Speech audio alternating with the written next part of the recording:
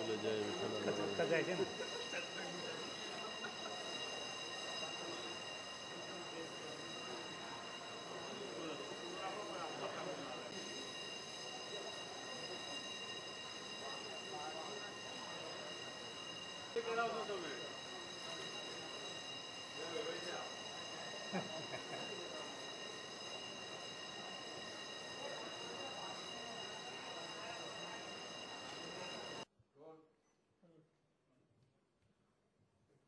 नरेंद्र भाई, गुजरात विधानसभा में एक खास बिल लाया जा रहा है, कंपल्सरी वोटिंग।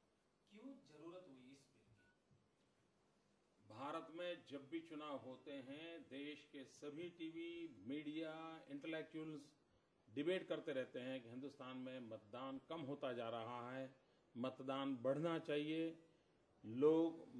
लोकतंत्र की व्यवस्थाओं के प्रति उदासीन हो रहे हैं। ये चर्चा हमेशा हमेशा होती है। दूसरी एक दुर्भाग्यपूर्ण स्थिति हमारे देश में पैदा हुई है कि देश का मतदाता ज्यादातर राजनीतिक दल या राजनेता केंद्रीय हो गया है। आवश्यकता ये है कि भारत का लोकतंत्र नागरिक केंद्रीय होना चाहिए, मतदाता केंद्रीय होना चाहिए, सिटीजन सेंट्रिक होना चाहिए।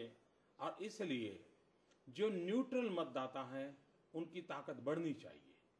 जब तक न्यूट्रल मतदाताओं की ताकत नहीं बढ़ेगी तब तक हम देश के लोकतंत्र को ताकत नहीं देंगे। गुजरात का ये प्रयास भारत के जो न्यूट्रल मतदाता हैं, जो किसी राजनीतिक दल से जुड़े हुए नहीं हैं, किसी नेता से जुड़े हुए नहीं हैं, किसी के दबाव में नहीं आते हैं, जिनको सिर्फ देश की चिंता है, देश के भविष्य की चिंता है, आने वाली पीढ़ी की चिंता है, उनका विश्वास बढ़ेगा। उनको विश्वास आएगा कि अब उनके वोट का कोई मूल्य है, उनका वोट कोई प्रभाव पैदा कर सकता है। मैं मानता हूं उसके कारण न्यूट्रल मतदाता की ताकत बढ़ने वाली है, जो लोकतंत्र की ताकत को बढ़ाएगा। वैसे भारत के बाहर कई ऐसे कंट्री है जहां पर ये कंपल्सरी वोटिंग है, लेकिन पूरे देश में गुजरात पहला राज्य बनने जा रहा है। फिर भी कई राजनीतिक पार्टियां, खासतौर पर कांग्रेस, इनका विरोध कर रही है, गुजरात कांग्रेस।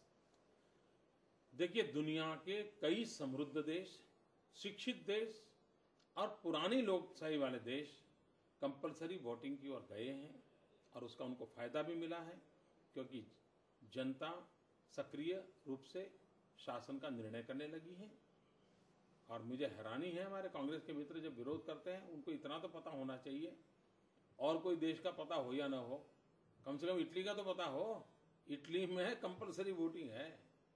भारत के संविधान का ज्ञान हो या ना हो, अन्य देशों का ज्ञान न हो, लेकिन उनको इतना तो पता होना चाहिए कि इटली में भी कंपलसरी वोटिंग है। और मैं मानता हूं कि कांग्रेस के मित्र कम से कम इटली में से तो प्रेरणा ले और कुछ देश के पॉजिटिव निर्णय की ओर जाए।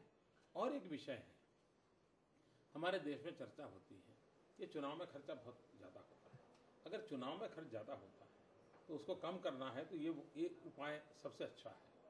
अगर कंपलसरी वोटिंग होता है तो चुनाव का खर्चा कम हो जाएगा, और चुनाव का खर्चा कम हो जाएगा तो देश में काले धन का प्रभाव कम हो जाएगा, और पूंजीपतियों के हाथ से हम लोकतंत्र को बाहर ले आएंगे।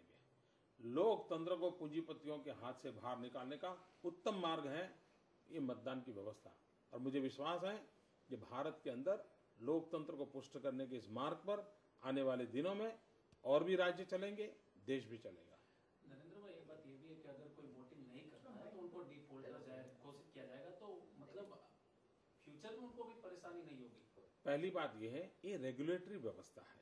मान लीजिए कानून है कि कोई कूड़ा कचरा बाहर डालेगा तो कानून है, लेकिन इसका मतलब ये नहीं कि उसके मानव अधिकार को छीन लिया गया, और उसका मतलब ये नहीं कि उसको जेलों में ठूस दिया गया है। तो ये प्रकार के जो भ्रम पैदा करने की बात है, ये रेगुलेटरी व्यवस्था है। जिस प्रकार से बस में एक कतार में खड़े रहो, वो कोई मानव अधिकार थोड़ा छीन लिया जाता है।